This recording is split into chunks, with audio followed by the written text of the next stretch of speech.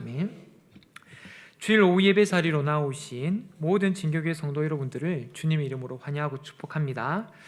우리는 이 땅에 두 발을 딛고 살아가는 동안 이 재물, 물질과 따로 떨어져서 살 수가 없습니다. 그래서 힘써 일해서 돈을 벌어야 하고 통장에 잔액이 얼마나 남아 있는지를 걱정해야 할 때가 많습니다. 예수님께서도 이것에 대해 잘 아셨던지 비유로 말씀을 하실 때 이 재물, 돈과 관련된 비유를 많이 드셨습니다. 제가 대충 살펴보니까 마태복음 13장에 천국은 마치 밭에 무엇입니까? 감추인 보화, 그리고 마태복음 25장에 달란트 비유, 그리고 누가복음 15장에 잃어버린 드러크마에 대한 비유, 그리고 누가복음 19장에 은 열문화에 대한 비유 등등이 있었습니다. 성경 전체의 주제로 봤을 때 이 재물에 관련돼서 물질에 대해서 어떻게 하고 하는 내용은 하나님 나라 다음으로 많이 나오는 주제라고 합니다. 그러니 우리 그리스도인들은 이 땅에 발을 딛고 살아가는 동안 이 재물 물질에 대해서 어떻게 지혜롭게 이렇게 우리가 해야 하는가에 대한 고민을 사실은 해야 되겠지요. 그래서 오늘 그리스도인과 재물이라는 이 제목으로 말씀 나눌 때 많은 은혜 받으시기 바랍니다. 그럼 우리가 이 재물에 대해서 특별히 조심해야 할 게 있는데요. 먼저는 어떤 부분에 대해 조심해야 하는가? 먼저는 우리가 이 잘못된 물질관으로 인해서 가족 구성원들에게 악한 영향력을 주어서는 안 된다는 것입니다. 오늘 2절 말씀에 아나니아라 하는 사람이 그의 아내 삽비라와 더불어 소유를 팔아 그 값에서 얼마를 감춤해 그 아내도 알더라. 얼마만 가져다가 사도들의 발 앞에 두니. 이 아나니아와 삽비라는 부부입니다. 그런데 이제 아나니아라는 사람이 이제 그 값에서 얼마를 감췄는데 그 아내도 알더라. 이 감춘 사실을 다 부부가 알고 있는 것이지요.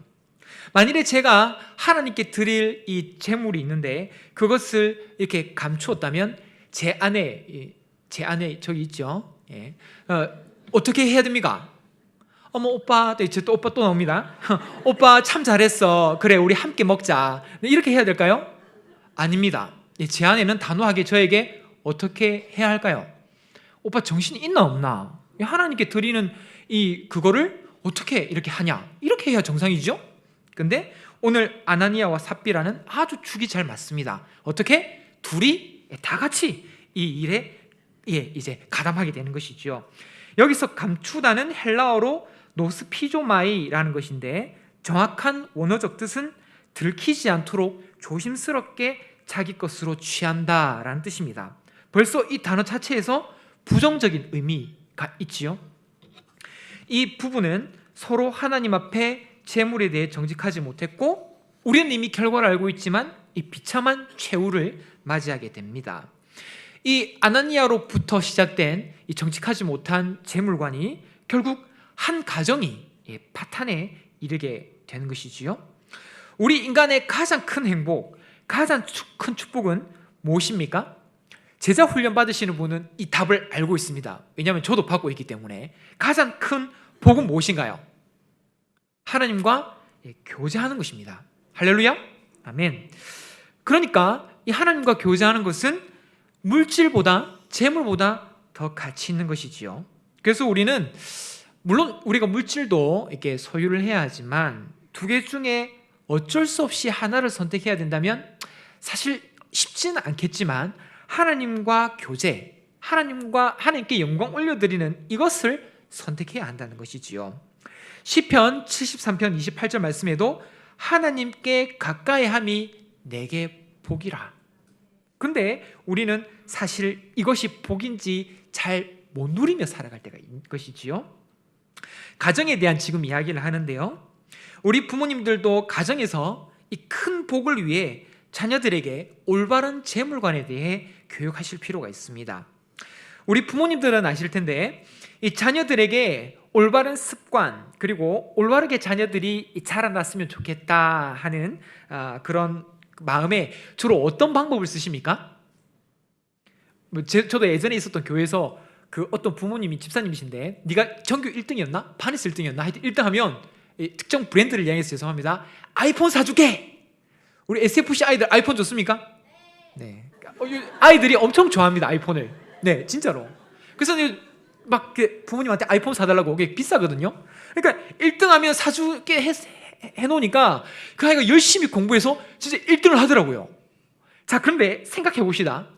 부모님 입장에서 그 아이가 아이폰을 갖고 인생을 끝내는 거가 목적이겠습니까? 아니면 걔가 공부도 열심히 하고 그리고 인간적으로 좀 교양도 갖추고 바르게 자라나기를 원하는 마음에서 아이폰을 사주겠다고 했겠습니까?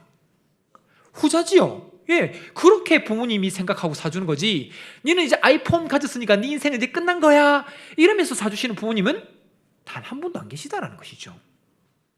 저도 이런 유사한 경험을 했는데 이때는 아이폰이지만 저 때는 그런 스마트폰이 없어서 마이마이. 예. 이 웃으시는 분은 저랑 좀 같은 세대입니다. 김일성 고사님 크게 웃으시는데, 예. 마이마이라는 이 휴대용 카세트가 있었습니다. 저는 당연히 그 공부하려고, 이게 영어 듣기 하려고, 이게 저는 좀 간절하게 이게 부모님께 했는데, 그걸 저희 부모님이 이게 이제 사주시면서 공부 더 열심히 해래, 뭐 이렇게 하면서 사주시는 것이지, 그걸 이렇게 사주면서 친구들이랑 더 싸워래, 뭐 아니면 뭐 공부 더 하지 마래, 아니면 예배 자주 빠지래, 이러면서 사주시는 부모님 계십니까? 절대 없습니다. 그러니까 부모님이 궁극적인 마음은 무엇일까요? 예배를 잘 드리고 친구들과도 사이좋게 지내고 얘가 좀 올바르게 자랐으면 좋겠다. 근데 얘네들한테 이제 그렇게 하면 좋겠다 이렇게 이야기하면 피부로 안 와닿으니까, 피부에 와닿을 수 있는 그렇지, 사탕 같은 거, 사탕 같은 거를 주는 거죠. 네. 근데 중요한 것은 이제 그건 10대 때고, 나이가 저처럼 이렇게 30대, 40대가 됐는데도 계속 그걸 바라면서 엄마, 내 엄마 말 잘 들을 테니까 집 한 채 사줘, 또 차 한 대 사줘, 계속 이렇게 부모님 쪼르면 어떨까요? 부모님 마음은. 물론 이제 부모님이 요즘에도 자녀들에게 뭐 집 한 채 사주고 이제 그래야 좀 부모 노릇을 한 것 같다 이래가지고 해주긴 하지만, 그것만 목적으로 계속 부모님을 찾고 구하면 부모님 마음이 어떨까요? 좀 비참하지 않겠습니까? 그래서 사실 그것은 2차적인 목적이고, 제일 큰 목적은 무엇입니까? 부모에게 좀 잘하고 다른 사람들에게도 잘하고 좀 인격적으로 성숙해서 제대로 된 어른이 되라고 부모님이 물질을 베풀어 주는 것이지, 그 물질이 목표가 아니라는 것이죠. 결국엔 우리 부모님들이 자녀를 교육할 때도 재물을 이렇게 목표로 걸지만, 결국엔 자녀들이 하나님과 깊이 있는 만남을 가지게끔 유도하는 것으로, 그리고 하나님께서 더 나아가서 우리에게 물질을 허락하실 때는 우리가 그 물질에만 집착하는 것을 원하시는 것이 아니라, 내가 너에게 물질을 베풀 땐 또 하나님을 더 찾고 또 그 물질을 이웃과 나누라는 차원에서 베푸시는 게 아닐까요? 그래서 제가 이런 그 가정에 물질로 인해서 많이 깨어지는 것을, 제대로 된 교육이 일어나지 않은 것으로 어떤 걸 많이 보냐면, 저도 이 뉴스를 챙겨보는데 살인 사건이 최근에 왠지 모르게 많이 일어나는 것 같습니다. 근데 다른 사연은 뭐 이제 서로 잘 알지 못하는 사람끼리 이렇게 살인이 일어나는데, 정말 가슴 아픈 사건이 뭐냐면 돈 때문에 부모님을 죽이는 사건입니다. 아닙니까? 차라리 모르는 사람을 죽이면 그렇다 치는데, 자기를 낳고 길러준 부모님한테 이 칼을 들이댄다니요. 그걸 또 반대로 뒤집어서 부모가 자식을 뭐 보험금 타낸다고 죽이는 일이 있습니다. 이것이 그 가정의 재물관이 올바르게 서 있지 않을 때 일어나는 일이지요. 바로 오늘 말씀에 아나니아와 삽비라가 결국 하나님 앞에 정직하게 하지 못함으로 인해 가정이, 남편과 아내가 동시에 지금 죽었지 않습니까? 자녀가 있었는지는 모르겠습니다. 부모님은 살아계셨을까요? 만일에 부모님이 살아계셨다면 부모님 마음에 큰 못을 박는 일이겠지요. 자녀들이 살아있었다면 그 자녀들을 고아로 만들어버리는 일이 된 것입니다. 이것이 잘못된 재물에 대한 가치관을 가짐으로 인해 한 가정이 얼마나 위험해질 수 있는가를 전적으로 보여주는 것이지요. 우리 믿음의 선배님들이 많이 있습니다. 우리 손양원 목사님 가까이 이런 분들 계시지만 성경에도 많이 나오지요. 그들 중에 부자들도 많이 있습니다. 아브라함도 부자였고요. 또 저는 부자하면 욥이 항상 생각납니다. 근데 욥에 대한 재미있는 표현이 욥기 1장 1절에도 나오지만 그 사람은 온전하고 정직하여 하나님을 경외하며 악에서 떠난 자더라. 재물을 많이 가졌음에도 어떻게 이렇게 하나님 앞에 이런 칭찬을 듣는지요? 물질은 좋은 것입니다. 저는 이 설교를 물질을 이제 벌지 마라, 재물을 모으지 말라라고 설교하는 것이 절대 아닙니다. 늘 강조하지만 이 재물을 어떻게 하나님의 마음에 그 원하는 그 방식대로 나누는 것이 중요하다라는 것이죠. 근데 왜 물질을 추구하는 것이 문제가 되느냐?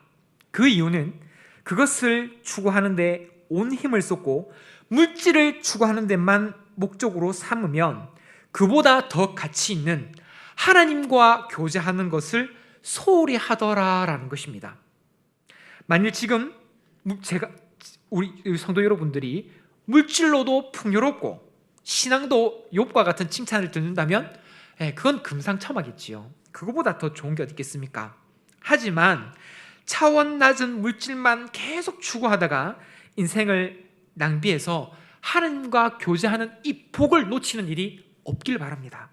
그래서 우리는 아나니아와 삽비라 가정처럼 이 땅에서 좋은 것을 마음껏 누려, 그래서 이 가정이 정말 이 물질로 인해 흔들리는 일을 경계하며 살아가야 할 것입니다. 그럼 두 번째로 우리 재물에 대한 어떤 부분 조심해야 되느냐?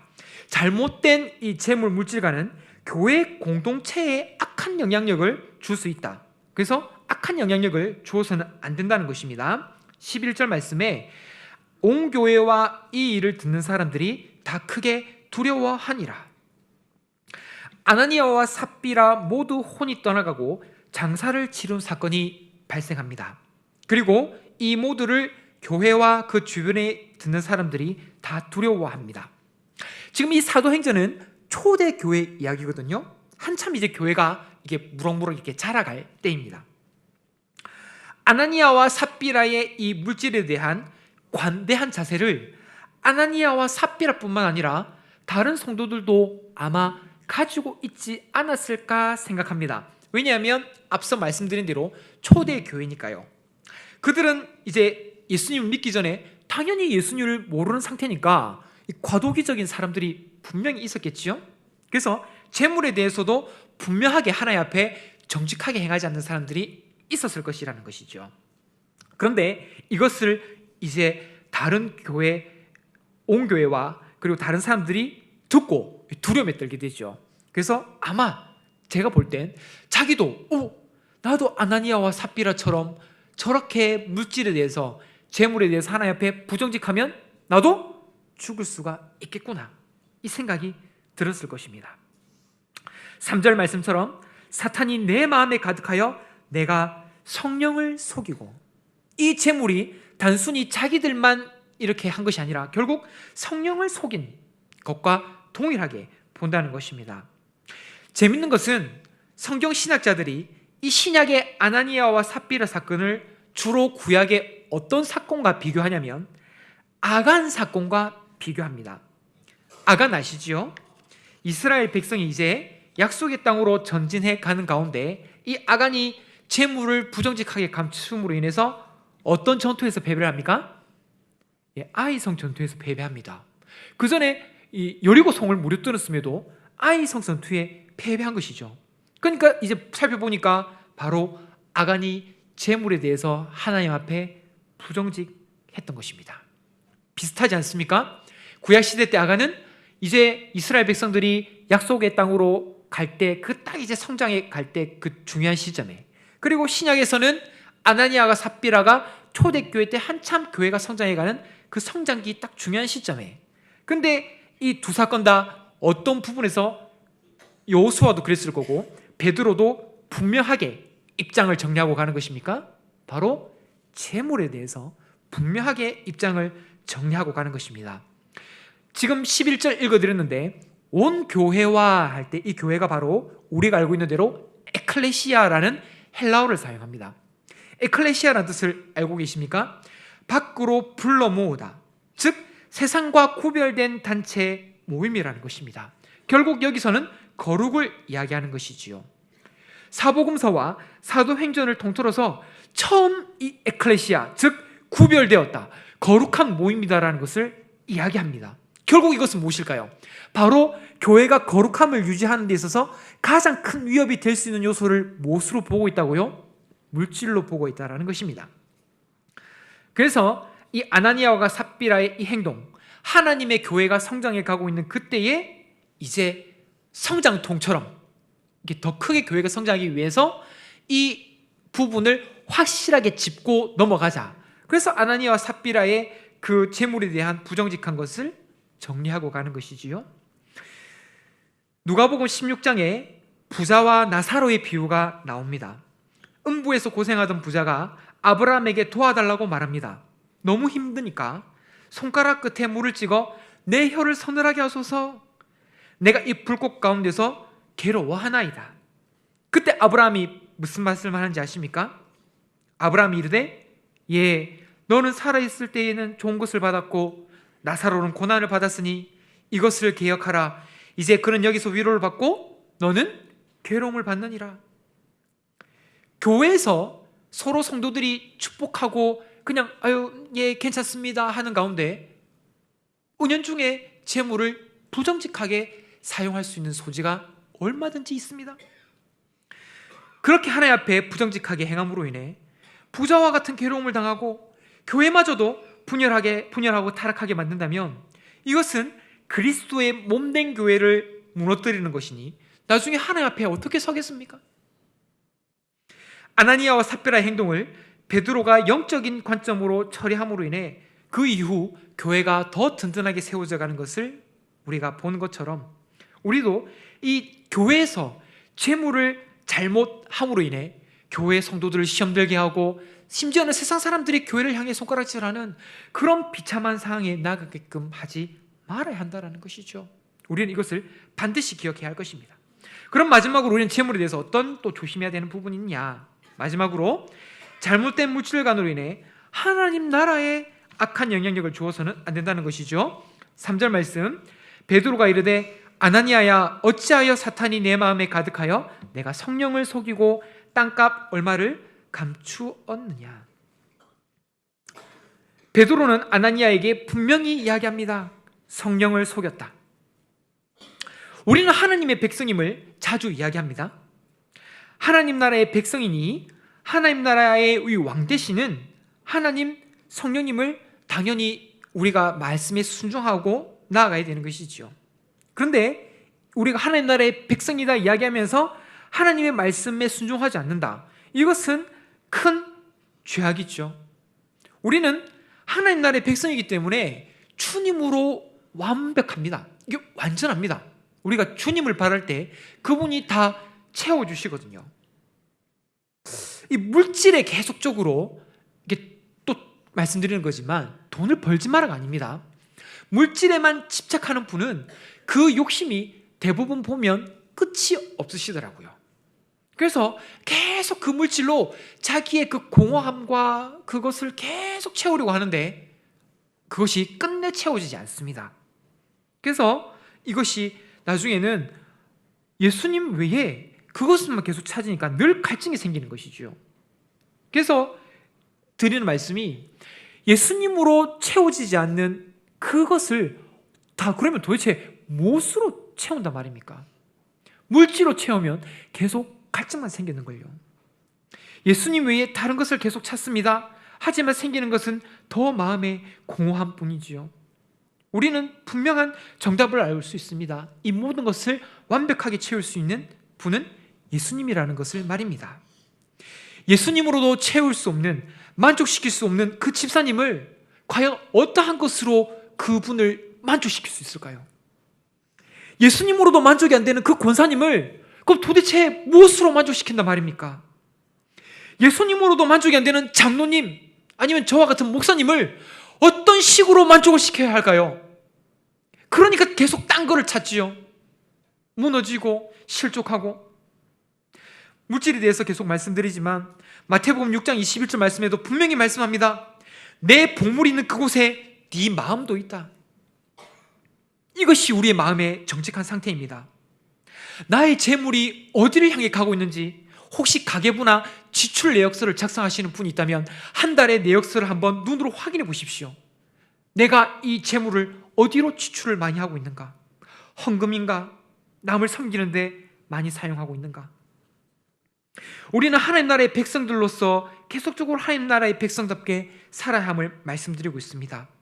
고아와 가부를 아버지의 마음으로 바라봐야 합니다. 내 이웃을 내 몸과 같이 사랑하는 일에 힘써야 하지요.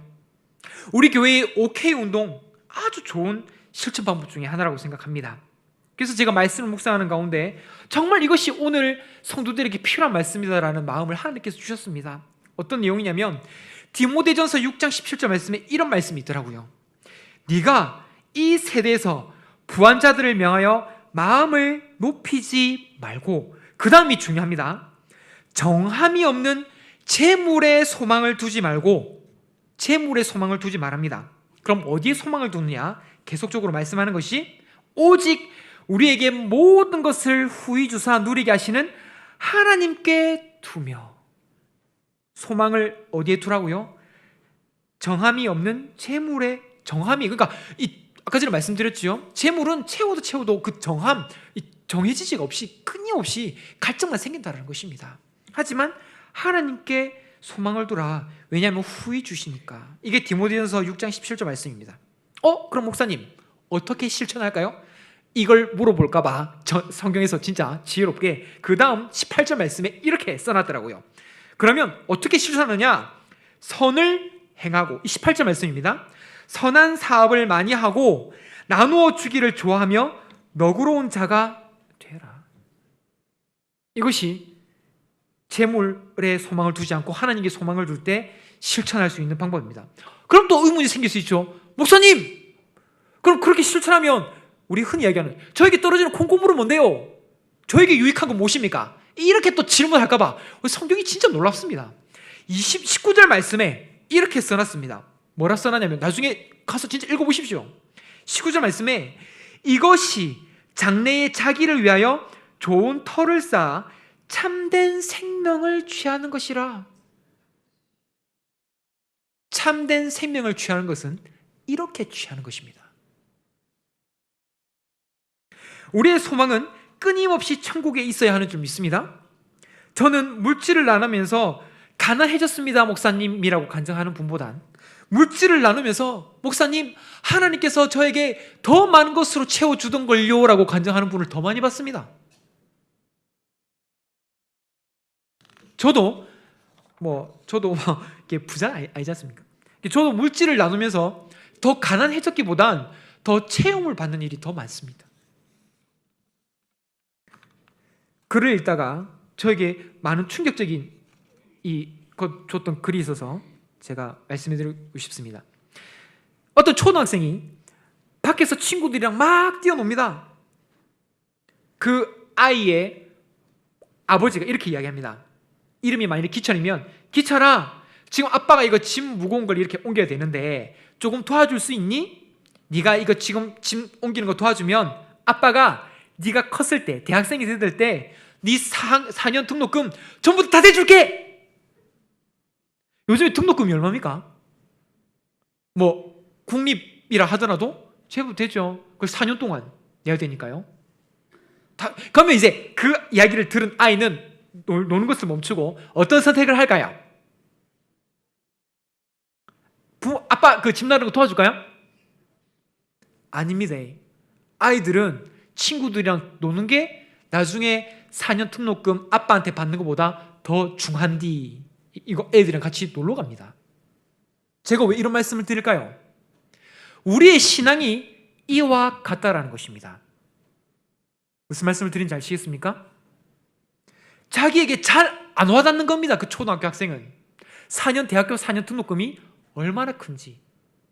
전 대학생 사역을 해봤는데 자기가 돈을 벌어서 대학교 등록금 4년 등록금을 다 내는 친구들을 많이 봤습니다. 엄청 힘들거든요. 공부하랴 등록금 벌랴, 가정 형편이 안 좋아서. 근데 그 등록금을 부모님이 다 대준다? 엄청난 힘이 되는 것이죠. 근데 우리의 믿음이 이와 같은 겁니다. 하나님께서 더 큰 것을 예배해 놓는데 믿음이 없으니 멀리 있는 것처럼 느껴져서 그 좋은 곳을 포기하고 지금 당장 노는 데에 집착하는 것이지요. 그런데 재밌는 것은 이걸 초등학교 아이 이야기라고 웃어넘길 게 아니라 다 큰 어른들도 천국이나 영원한 생명이 저 멀리 있는 것처럼 자기 친구들이랑 노는데 정신 팔려 있다는 것입니다. 제가 이 책을 읽다가 충격을 받았습니다. 영원한 생명에 대한 하나님의 약속이 이와 같은 거구나. 한국교회 성도들이 이와 같이 그 큰 것을 포기하고 친구들이랑 노는 이 작은 것에 미쳐 있구나. 정말 천국을 소망하며 살아가는 분들은 대학 등록금, 아니 그 이상의 것보다 더 좋은 것을 우리가 믿음으로 받고 누려야 되지 않겠습니까? 늘 말씀드리는 것이지만 빌립보서 3장 20절 말씀에 우리의 시민권은 어디에 있다고요? 하늘에 있다. 늘 기억하시기 바랍니다. 재물이 우리의 하나님 나라의 백성의 위치를 흔들게 내버려둬서는 절대 안 될 것입니다. 말씀을 마치는 가운데 마지막으로 말씀드리고 싶은 것이 있습니다. 저는 진교교회에 와서 많은 성도님들을 보는데요, 그 중에 저의 이 마음을 이 심금을 울린다 해야 될까요? 그런 분들이 누구냐면 자기 가정 형편이 넉넉지 않은 거 뻔히 보입니다. 그런데 언제 어디서 구했는지 모르겠는데 그걸 가져와서 목사님 그리고 또 다른 분들에게 나누시는 거예요. 제가 느끼기에도 이 마음이 너무 감사하고 정말 떨리는데, 하나님이 살아계시다면 그 집사님, 그 권사님, 그 장로님이 나누시는 그 물질을 보시고 하나님께서 어떤 마음을 가지실까요? 심지어 아무도 물질을 나누려고 하지 않는, 정말 니는 니고 나는 나다, 각자 살기에 바쁜 시대를 점점 더 살아가고 있는 포스트 모더니즘 시대에 정말 자기의 것을 아껴서 자기도 지금 모자라고 불편한데 그것을 나누는 사람을 하나님께서 보신다면 그분을 주목해서 보시지 않겠습니까? 근데 저는 자신 있게 말씀을 못 드릴 수도 있겠습니다. 집사님, 그렇게 나눈 물질이 이 땅에서 반드시 보상받게 될 것입니다. 물론 그렇게 말씀드리지요.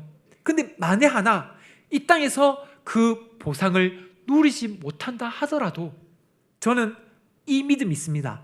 나중에 천국에서 주님 만났을 때에 천국의 상급으로 하나님께서 반드시 갚아주실 거라 믿습니다. 아멘. 그러므로 사랑하는 진교교회 성도 여러분, 우리는 이 물질에 대해 어떠한 자세로 살아가고 있는지 생각해 봅시다. 정말 내가 물질을 나눔으로 인해 세상에 믿지 않는 사람들조차도 저 사람은 정말 그리스도인이구나, 정말 다르구나 라는 이야기를 혹시 듣고 계신지요? 내가 하나님 앞에서 올바른 물질관, 재물관을 가짐으로 인해 나의 가정이 올바르게 세워져 가고 내가 속한 교회가 든든히 세워져 가서 그 초대교회 때 그 재물에 대해서 분명한 입장을 세움으로 인해 그 교회가 널리 확장되었던 것처럼, 그리고 나의 이 올바른 재물관으로 인해 하나님 나라가 더욱더 영광받으시고 더 확장되어져 가고 있는지를 살펴봅시다. 그리하여 우리가 이 땅에 썩어 없어질 그 물질에만 집착함으로 인해 천국의 큰 영광을 잃지 않고 살아가는, 오히려 물질을 기쁨으로 나누고, 제가 이 말씀 드리려고 했는데 깜빡하고 넘어갈 뻔했습니다. 말 안 했으면. 오늘 사도행전 5장 말씀 바로 앞에 말씀이 어떤 내용인지 아십니까? 초대교회 때, 그러니까 4장 마지막이지요. 초대교회 때 성도들이 물건을 서로 통용하더라. 그리고 보면은 사도들이 큰 권능으로 주 예수의 부활을 증언하니 우리가 큰 은혜를 받아 나중에 우리 다 알고 있는 대로 교회가 계속적으로 늘어가는 것입니다. 그래서 이와 같은 물질의 나눔, 그리고 하나님이 보시기에 정직한 재물관을 가짐으로 인해 사람들에게도 칭찬받고 나중에 주님 만났을 때도 착하고 충성된 너가 내가 작은 일에 충성했다, 이 말씀 듣고 또 천국의 상급이 크게 또 여러분들에게 주어지는 그런 모든 진교회 성도 여러분들이 다 되시길 주님의 이름으로 축복합니다. 아멘. 이 시간 우리 한 가지 기도 제목 놓고 다 함께 기도하며 나갔으면 좋겠습니다.